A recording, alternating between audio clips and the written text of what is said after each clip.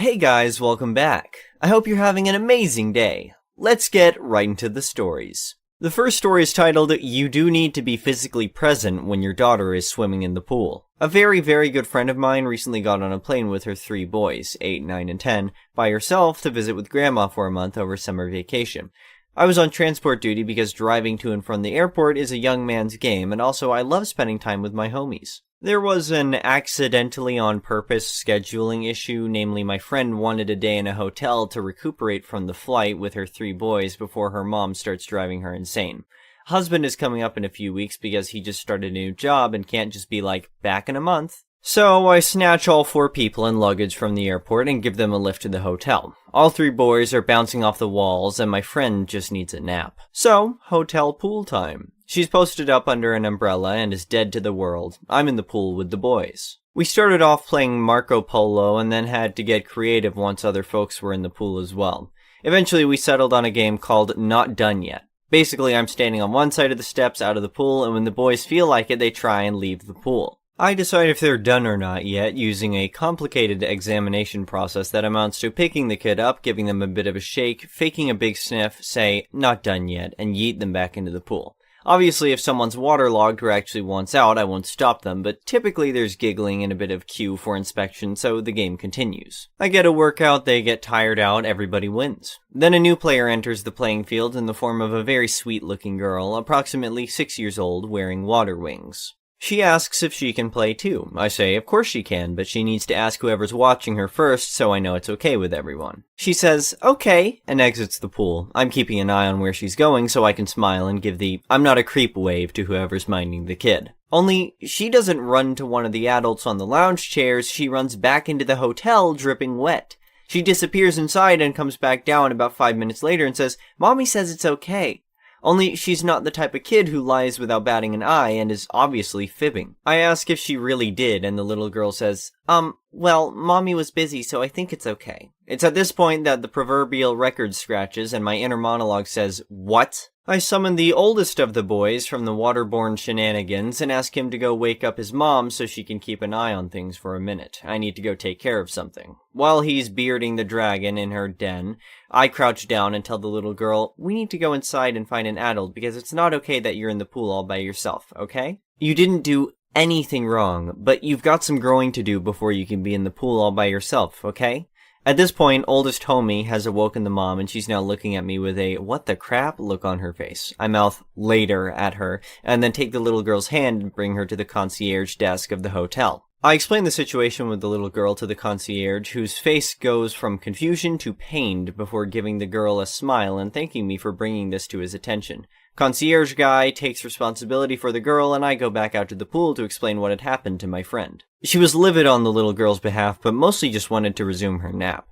Conveniently, at that time, middle homie had gotten out of the pool and was making faces at us while we were talking. I told friend to get some sleep, I'll watch the boys. Then middle homie got spear tackled back into the water because actions have consequences. Maybe 20 minutes to half an hour later, once I was starting to run out of steam, I sensed a disturbance in the force.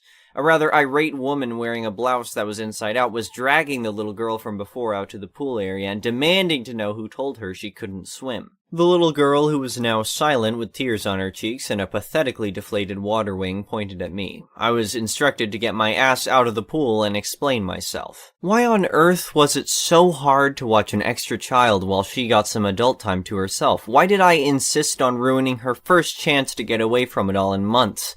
Her little girl is an angel and it's no trouble to watch, blah blah blah. I explained that it wasn't a good idea to leave a little one in a pool with no adult supervision, pointing to a number of signs about no lifeguard on duty, all children must be accompanied by an adult, etc., etc. Inside Out Lady is getting steadily more belligerent, explaining like I'm slow that her daughter knows how to swim and was wearing floaties and would have been fine. She's getting more and more in my face, trying to act like I'm just the worst for ruining everything.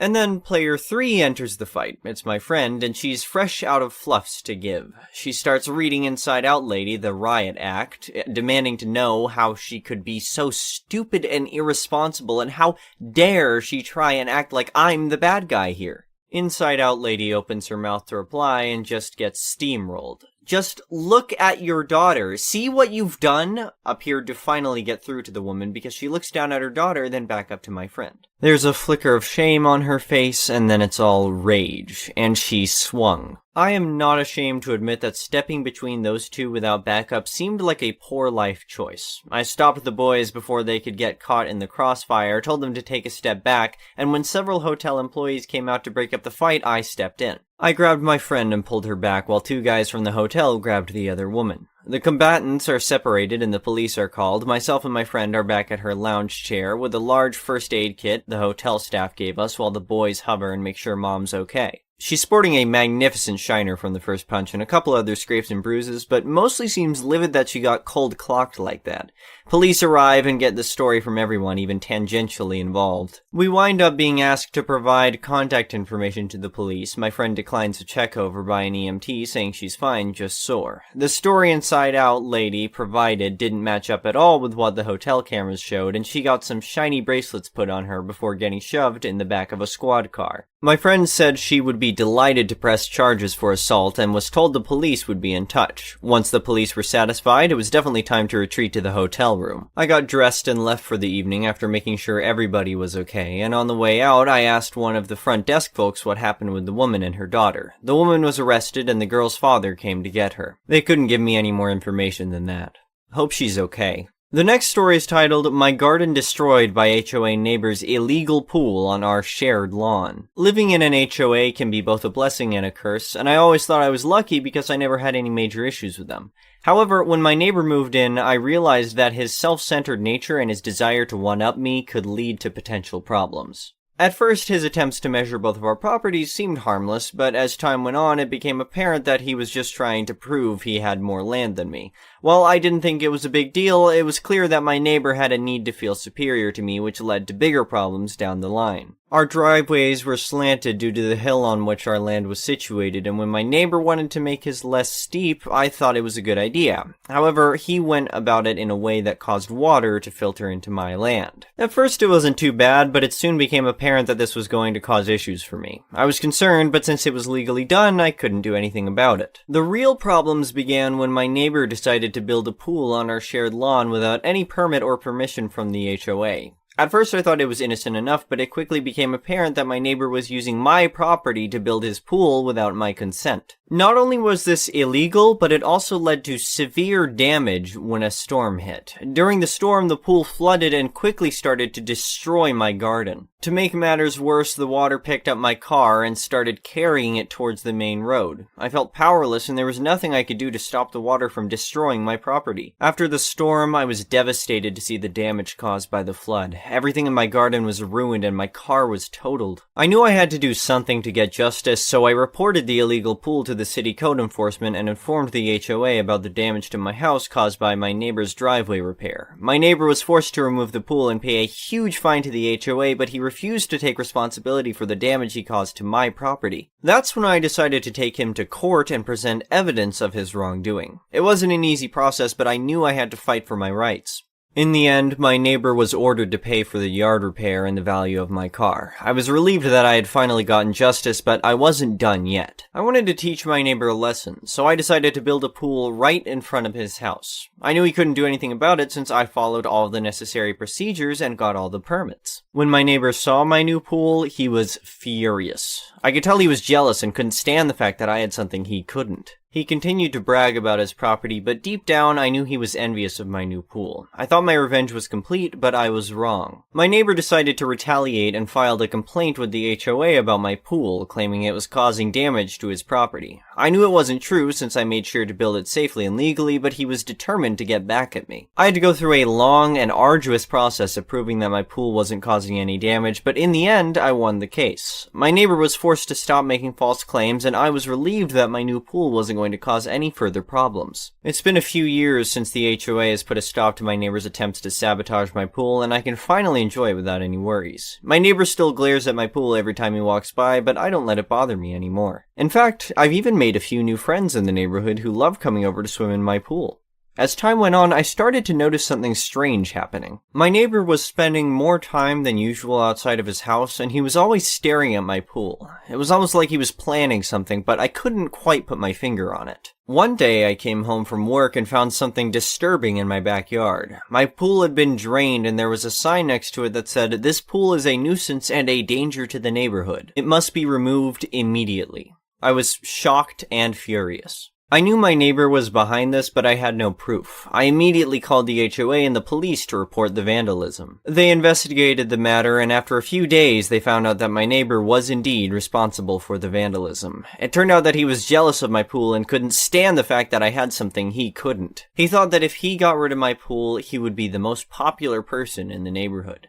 The HOA fined him heavily for the vandalism, and he was also ordered to pay for the damages to my pool. He never apologized, but I knew that he had learned his lesson. He never bothered me or my pool again, and I could finally enjoy it in peace. A few months later, I received some exciting news. A film production company was interested in using my pool as a location for their new movie. They were offering me a significant amount of money for the use of my pool, and I couldn't say no. The movie was a hit, and my pool became famous overnight. People from all over the country wanted to come and see it, and I even started getting fan mail. It was surreal, but I enjoyed every minute of it. Today, my pool is still a popular location for movies and TV shows. I've even been approached by some celebrities who want to use it for their private parties. It's hard to believe that something that caused me so much trouble in the past has now become a source of joy and pride. As for my neighbor, he moved away a few years ago. I don't know where he went, but I wish him all the best. I learned that revenge is never the answer, and sometimes it's best to let go of grudges and move on. I'm just grateful that I was able to turn a negative situation into something positive, and I hope that my pool will continue to bring joy and happiness to people for many years to come. The last story is titled, "Neighbors Used My Property as Their Own. Paid for New Fence."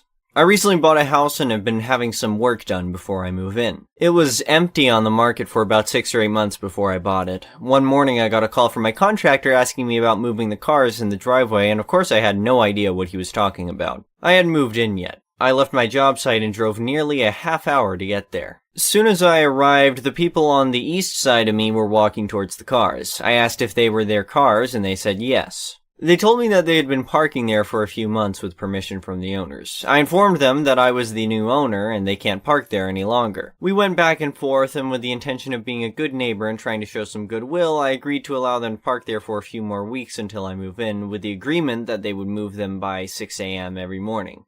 The rest of the week went by without incident. The contractor called me about scheduling a walkthrough on Saturday, and we set a time for early afternoon. When I arrived, there were 4 cars in the driveway and nowhere to park. The only on-street parking is 2 blocks away. I called them and asked them to move their vehicles, reminding them of our agreement. After 20 minutes, they finally came out and moved them. Speaking with them, they claimed to have misunderstood and thought our agreement only referred to weekdays and not weekends. I corrected them and moved on. Sunday morning, I grabbed a trailer and loaded some furniture to take over and store in the garage. Once again, there were cars in the driveway. I called them and got VM. I texted and said they had until a tow truck could arrive to get them moved. No answer. I called a tow company. 45 minutes later, 2 tow trucks showed up, backed in, and hooked up to the cars. All of a sudden, the neighbors were home. They ran out to stop their cars from being towed, and it ended up costing them a little over $300 to get them unhooked.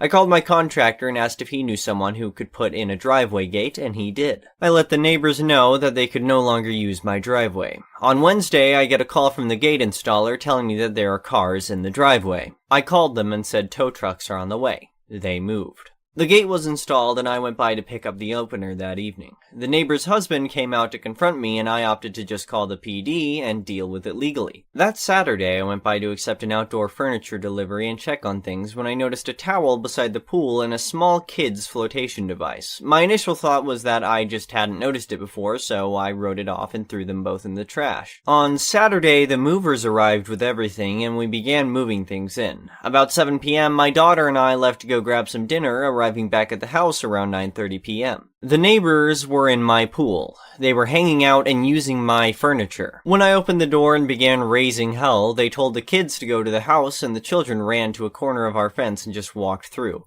They had cut out the privacy fence so it could be removed and had been using the pool at their leisure for who knows how long. Again, I called the police and filed a complaint. The dad was arrested for trespassing, DPP, and an outstanding warrant, and the oldest boy, 20M, for an outstanding warrant. I replaced the fence with a new one because they had destroyed the posts, runners, and pickets by removing and reinstalling the panel. Small Claims awarded me the total cost of 83 feet of 8-foot privacy fence, which came out to $3,800. The following Monday morning around 5 a.m., their cars were parked in the street where there's no street parking, so I made a phone call. They were gone when I left at 7 a.m. I haven't been paid yet, but I did notice a for rent sign in their yard this morning, so that's just as good. Good riddance. Thank you for watching. I would really appreciate it if you could like the video and subscribe to our channel if you haven't already.